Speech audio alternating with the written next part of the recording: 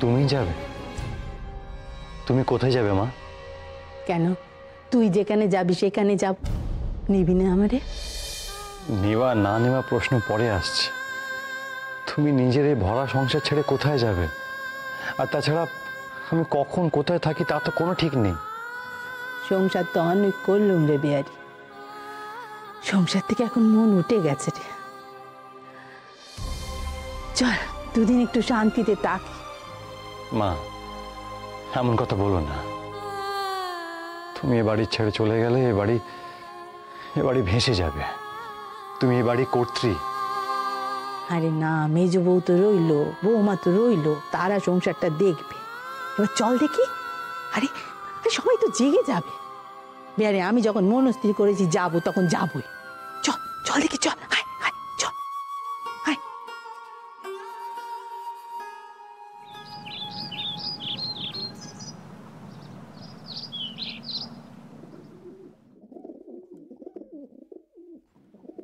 দিদি, উমা এই সাত সকালে গেল কোথায়? নাইতে গেল নাকি?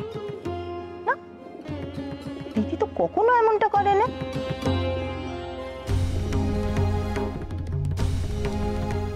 গামছাখানাও তো নেই, তাহলে নিঘাত নাইতেই গেছে। মা,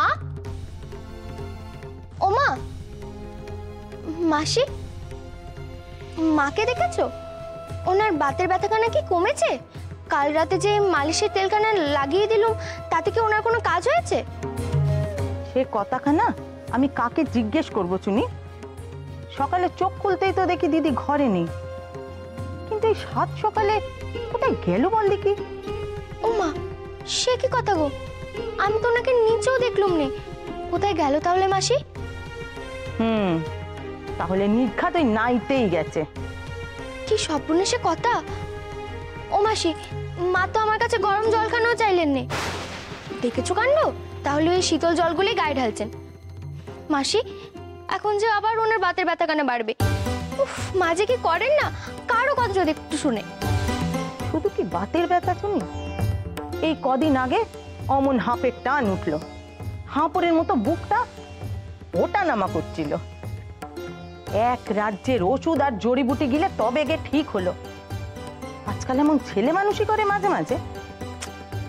এই কদিন তো উনি কারো কথাই শুনছেন না। এমনটা করলে কি চলে বলো তো মাসি? নিজের শরীর তো নিজেকেই বুঝতে হবে, তারপর ওই মালিশের তেলেও কোনো কাজ হবে না। আবার যদি বিছানায় পড়ে কি হবে বল দেখি? কি আবার হবে? ওনারই কষ্ট হবে। নিজের কষ্ট তো নিজেকেই বুঝতে হয়, না হলে কি করে চলবে বলো দেখি? ও মাসি, তুমি শিগগির যাও, ওই চানঘর থেকে মাকে তাড়া দিয়ে বার করো। উনি তো আবার জল ঘাটতে পেলে আর কিছুই চান না। মাসি, তুমি বরং যাও কেমন? আমি যাই, ওদিকে আমার অনেক কাজ পড়ে আছে। দিদি, আমার একটু এখন ওইটাই চাই। বাড়িতে বেহারিকে নিয়ে যত হইচই হবে, কাল লাগিনি যতটাকে চোখকে হারাবে ততই আমাদের পোয়া 12। বুঝতে পারলে না তো? জানতাম পারবে না শোনা দিদি। এই কাল লাগিনি যত বেহারিকে চোখকে হারাবে তত অভিমানে মহিনের গাল ফুলবে। মজাটা তুমি কিন্তু বসে বসে দেখে যাও না। আর কয়েকদিনের মধ্যে এই বাড়িতে তুর্কি নাটক শুরু হলো বলে মহিন বেহারিকে ঘাট ধাক্কা দিয়ে তাড়িয়ে ছাড়বে। ছোট মা, ছোট মা, ছোট মা, বিহারি দাদা, বিহারি দাদা ঘরে নেই মা বাবু। বলো যা, তাতে তোর এত হাঁপানোরই বা কি হলো? আর খবর করতে আসারই বা কি হলো? হ্যাঁ, দেখে যা হয়তো বড়দির কাছে হত্যা দিয়ে পড়ে আছে। না গো ছোট মা, আমি ঘর ঝাড় দিতে গেছিলাম, দেখলুম বিহারি দাদাবাবুর কোনো জামা কাপড় নেই, আর খাটের তলা যে বাক্সখানা থাকে সেই বাক্সখানাও নেই। ও ফুলু, ফুলু রে, বলি তোর কথাই তো ভুলে যাচ্ছে রে। তার মানে এ বাড়িতে তুর্কি নাচন শুরু হয়ে গেছে। আমি তো আগেই বলেছিলাম দিদি, মহিন বেহারিকে বরদাস্ত করবে না, তাকে বাড়ি থেকে তাড়িয়ে তবে ছাড়বে। আমার কথাটা ফলবে আমি জানতুম দিদি, কিন্তু এত তাড়াতাড়ি ফলে যাবে সেটি ভাবতে পারিনি। না না মামা বাবু, বেহারি ঠাকুরপো এখন মেলা কাজ আছে। এই বাড়িতে থাকলে সে কাজে অনেক ব্যাঘাত ঘটবে, তাই উনি চলে গেছেন। বলি কি বৌমা, তুমি একটু দয়া করে থামবে?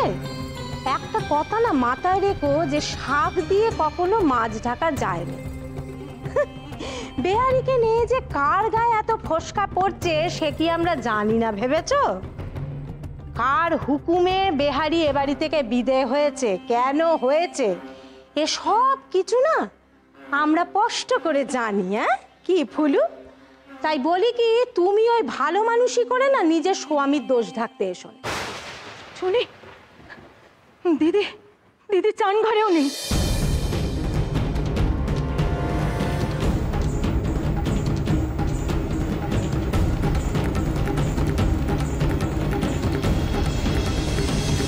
বিনোদ, আজ অনেক দিন পর মনটা একবারে ফুরফুরে হয়ে আছে, চা খেতে ইচ্ছা করছে জানো।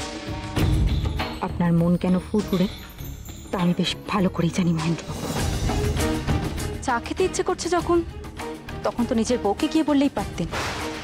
সে নাকি শুনেছি এখন দশভুজা। যান, তাকে গিয়ে বলুন, সে বানিয়ে দেবে। এ কেমন কথা হলো বিনোদ? আমি তো তোমার হাতে চা খেতে চেয়েছি। আমার এখন চা বানাতে ইচ্ছা করছে না, আর আমি যদি অনিচ্ছাকৃত চা বানাই তখন সে চা খেতে খুব খারাপ হবে। আপনার সে চা মুখে উঠবে না। ইচ্ছা করছে না, বেশ, তো এটা বললেই তো হয়ে যেত। তার মানে চা খাওয়ার পরিকল্পনাটা আজকে ত্যাগ করতে হবে। ঠিক আছে, আসলে কি জানো তো বিনোদ, আজকে আমার মধ্যে একটা বেশ ছুটি ছুটি ভাব পেয়ে বসেছে, সেই জন্যই বলছিলাম আর কি। চলো না, আজকে আমরা দুজনে মিলে ওই ২০ বৃক্ষ উপন্যাসের বাকিটা শেষ করি।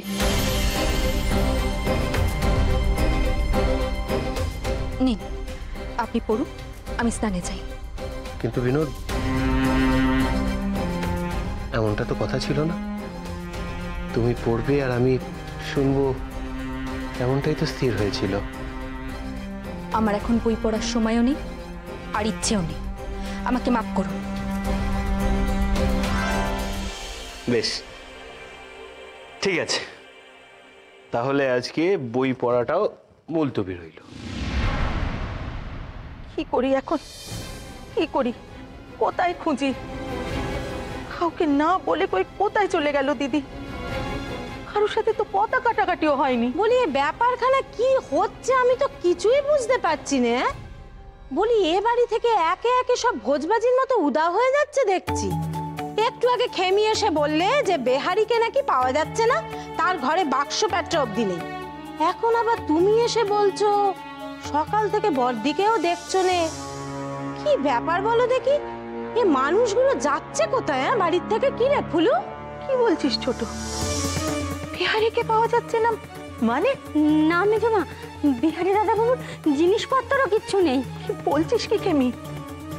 বিহারি, বিহারি ঘরে নেই, কোথায় গেল? আচ্ছা বিনোদ, অনেকদিন তুমি মোহনভোগ বানাও না, আজকে বড্ড খেতে ইচ্ছা করছে, বানাবে? আমি আজ হেসেলে ঢুকবো না। আপনি কাকিমাকে গিয়ে বলুন, কাকিমা বানিয়ে দেবে। কি ব্যাপার বলো তো বিনোদ, তখন থেকে যাই বলছি সব তুমি না করে যাচ্ছ কেন? কি হয়েছে তোমার? বিহারি চলে যাচ্ছে বলে বিরহের দুঃখে সবকিছু ত্যাগ করেছো? শত্রুর জন্য প্রাণটা কাঁদছে বুঝি? আমার কখন কার জন্য প্রাণ কাঁদবে তার অনুমতিও কি আপনার থেকে নিতে হবে? আচ্ছা, বিহারি বাবুকে নিয়ে সারাক্ষণ আপনার কিসের এত ভয় বলুন তো? কিসের এত সন্দেহ? আমাকে নিয়ে বিহারি বাবুর সাথে জড়িয়ে কেন কথা বলেন আপনি? আপনি তো নিজেই নিজের পথের কাঁটাকে বাড়ির থেকে দূর করে দিচ্ছেন, তাহলে কিসের এত ভয়? কি কি বললে তুমি? আমি বিহারিকে ভয় পাই? আমি? ভুলে যেও না বিনোদ, আমার নাম মহেন্দ্র মুখুজ্জে। ভয় ডর কাকে বলে সেটা আমার জানা নেই। আসলে কি জানেন তো, আপনার মধ্যে আত্মবিশ্বাসের লেশ মাত্রটুকু নেই, যেটা পুরোপুরি বিহারি বাবুর মধ্যে আছে। আপনার শুধু হারাবার ভয় আর বিহারী বাবুর কাছে হেরে যাওয়ার। এত বড় দুঃসাহস তোমার! তুমি বিহারীকে আমার সঙ্গে তুলনা করছো? তোমার মনে হয় জানা নেই, ওই বিহারী আমারই অন্নে পালিত। চাল নেই, চুলো নেই, এই বাড়ির আমার আশ্রয়ে বড় হয়েছে। কি আছে তার? কি আছে? এমন কি আছে যেটা দিয়ে ওই বিহারী আমাকে টেক্কা দিতে পারে? বিহারী বাবুর কাছে যে সম্পদ আছে, সে সম্পদ আপনার কাছে নেই। বিহারী বাবু আপনার মতো ভীতু কাপুরুষ নয়, ওনার আত্মবিশ্বাস প্রবল। আর সেই আত্মবিশ্বাসের কাছে আপনি বারবার হেরে যান। তুমি কিন্তু তোমার মাত্রা ছাড়িয়ে যাচ্ছ। ও মইন, শিগগির এদিকে আয়, সর্বনাশ হয়ে গেছে। কাকিমার গলা? কি হয়েছে?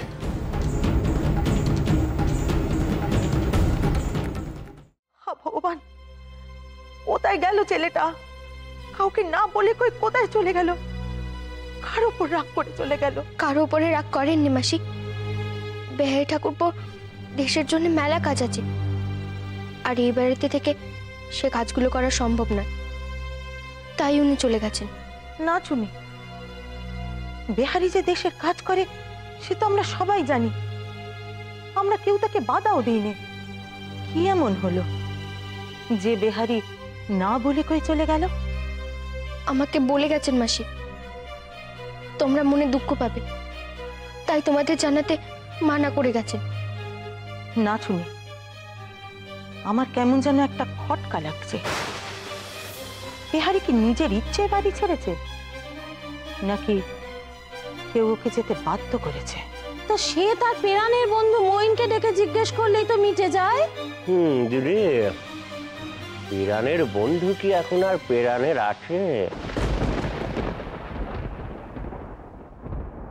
কি হলো কাকিমা, এত হইচই কিসের? মইন, বেহারি কোথায়? বেহারি কোথায় মইন? বিহারী চলে গেছে। চলে গেছে? না, আমি জানি তুই তাকে যেতে বাধ্য করেছিস। নিশ্চয়ই তুই এমন কোনো কথা বলেছিস যাতে বেহারি যেতে বাধ্য হয়েছে। কাকিমা, বেহারি স্বেচ্ছায় বাড়ি ছেড়ে চলে গেছে। যাওয়ার আগে ও আমাকে জানিয়ে গেছে। আমারই বাড়িতে একজন বিপ্লবী বসে বসে এই সব কিছুর বিরোধিতা করে চলবে, তা তো হতে পারে না। এই সব যে আমি চুপচাপ মেনে নেব না বিহারী। তাহলে আজ রাত এখানে আমার শেষ রাত। ছি ছি, আপনি মিছে কথা বলছেন? আপনার সত্যি কথাটুকু বলার সাহস নেই। না মইন,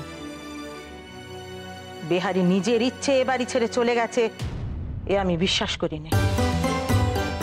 বেহারি যদি নিজের ইচ্ছে যেত সে আমাকে বলে যেত। এদিকে বেহারি চলে গেল, ওদিকে দিদিকেও সকাল থেকে খুঁজে পাওয়া যাচ্ছে না। হা ভগবান, বেহারির বিপদের দিনে তুই কোথায় গেলি বাবা? এখন দিদিকে কে খুঁজে দেবে বল দিকে? কি দিদিকে খুঁজে আনবো মানে? কি হয়েছে কাকিমা? মা কোথায়? বড় গিন্নিকে নাকি কোথাও খুঁজে পাওয়া যাচ্ছে না মইন।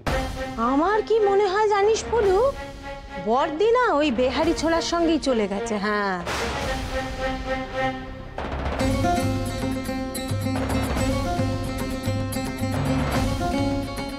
এ কথা মনে হওয়ার কারণ ছোট, ওই দেখো, বড়দি নাকি নিজেই জানিয়েছিল ওই বেহারি ছোলা বাড়ি ছাড়লে সেও বাড়ি ছাড়বে, তাই মনে হচ্ছে। তাই মহিন্দা আমার এই দেশপ্রেম মেনে নিতে পারবে না। মানতে তাকে হবে, আর এবার যদি সে না মানে তাহলে আমি এ বাড়ি ছেড়ে চলে যাব বলে দিল। তবে কি দিদি সত্যি সত্যি সংসার ছেড়ে চলে গেল?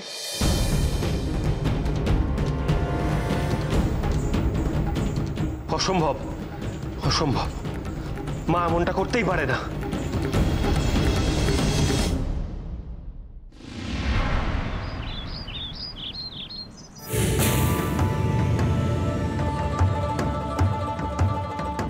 কি নিয়ে গন্ডগোল হচ্ছে নিচে? বিহারী বাবুকে নিয়ে না তো? কিন্তু কোথায় গেলেন উনি? নিজের বাড়িতে নাকি অন্য কোথাও?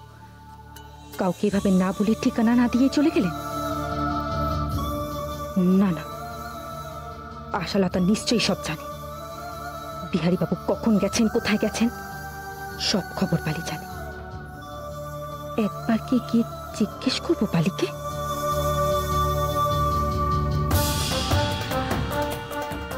অসম্ভব। ওই অশিক্ষিত কেউ মেয়েটার কাছে আমি বিহারী বাবুর খোঁজ নিতে যাব? কি যোগ্যতা আছে ওই মেয়ের? না না, আমি কিছুতেই ওই মেয়ের কাছে হার মানব না। কিন্তু কিন্তু হাল ছাড়লে যে চলবে না।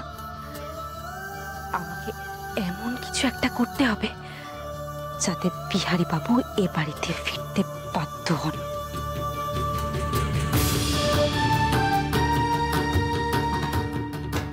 হ্যাঁ গো বিনুমা, বলি তুমি নিজের মনে বিড়বিড় করে কি কথা কইছো গো?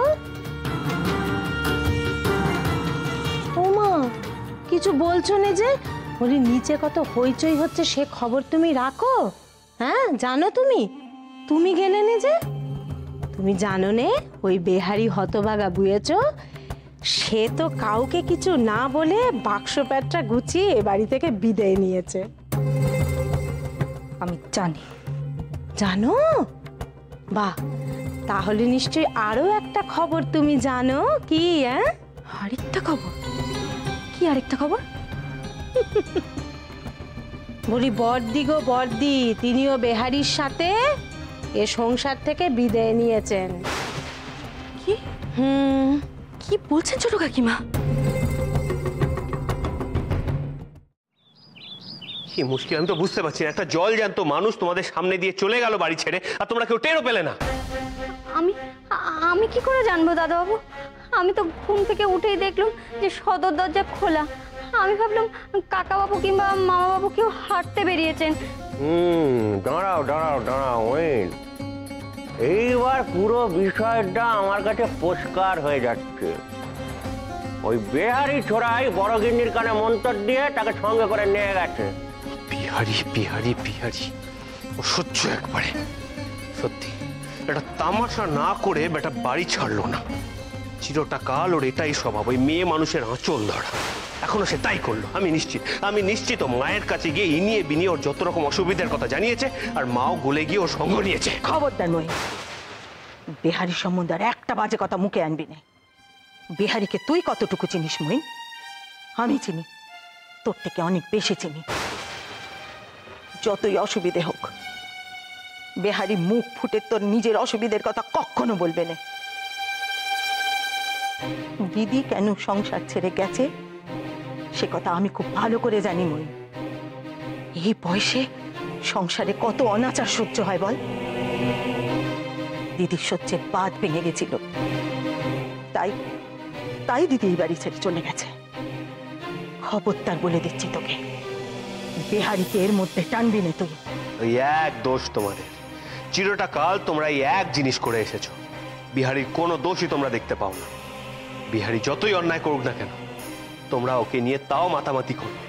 এই বাড়ির সব দোষ শুধু আমার, তাই না? চিন্তা করবেন না মহেন্দ্রবাবু, মা আপনাকে ছেড়ে, এই সংসার ছেড়ে বেশি দিন কোথাও গিয়ে থাকতে পারবেন। কটা দিন যাক, রাগ পড়লেই উনি ফিরে আসবেন। খবরদার বেশি কথা একদম বলোনি, নিজের মুখ বন্ধ রাখো। আমার লজ্জা করে নে আজ কার জন্য এ বাড়ির এমন অবস্থা? যে মানুষটা হাতে ধরে তোমাকে এই বাড়িতে আশ্রয় দিয়েছে, আজকে তুমি তাকে বাড়ি ছাড়া করেছো। অকৃতজ্ঞ বেঈমান নির্লজ্জ মেয়ে মানুষ। কাকিমা, একজন শিক্ষিত ভদ্র সৎ বংশের মেয়েকে তুমি এইভাবে অপমান করতে পারো না। আমি জানি ও আজ তোমাদের সকলের কাছে চক্ষুসুর, কিন্তু তাই বলে যা ইচ্ছে তাই তোমরা বলবে কেন? কি করেছো? কি ওর দোষ বলো? ও তো তোমাদের কথা মতোই বাড়ি ছেড়ে চলে যেতেও রাজি ছিল। আসল কথাটা হলো তোমাদের যত রাগ আমার উপর, আর সেই রাগটাই তোমরা ওর উপর ছাড়ছো। আমি কিন্তু বলে দিলাম, কারণে অকারণে সব সময় ওকে সব বিষয়ে দোষারোপ করা বন্ধ করো। ঠিকই তো, মইন একদম ঠিক কথা বলেছে। কে ফুলু? হ্যাঁ বলি, তোমরা তো সকলে মিলে ওই মেয়েকে এক ঘরে করেছো গো। ওর কি দোষ? হ্যাঁ, সে তো দুটো মানুষের সঙ্গে কথাও কইতে পারে না। মাকে খুঁজে পাওয়া যাচ্ছে না, আপনি এখন এসব নিয়ে তর্ক করছেন? আপনি না ওনার ছেলে, এসব কি আপনাকে শোভা পায়? এখন এসব নিয়ে তক্ক না করে সবার আগে মাকে ফিরিয়ে আনা উচিত।